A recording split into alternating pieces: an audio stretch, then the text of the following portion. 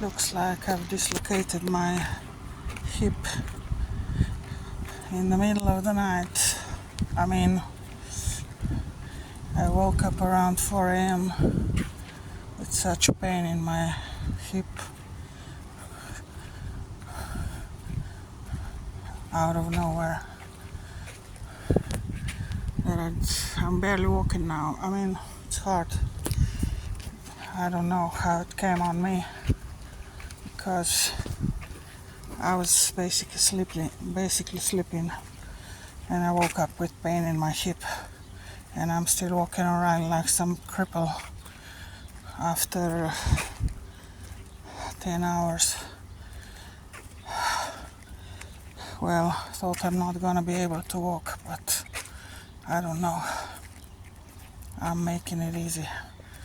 I'm going around easy. So, yeah. I should be taking it easier anyway. I must take it easy anyway. Some negative entities and some ravens are chasing me around, are after me. That's why I'm running around like it's the end of the world. I don't know, I guess. Anyway, like whatever, I don't know. I'm racing.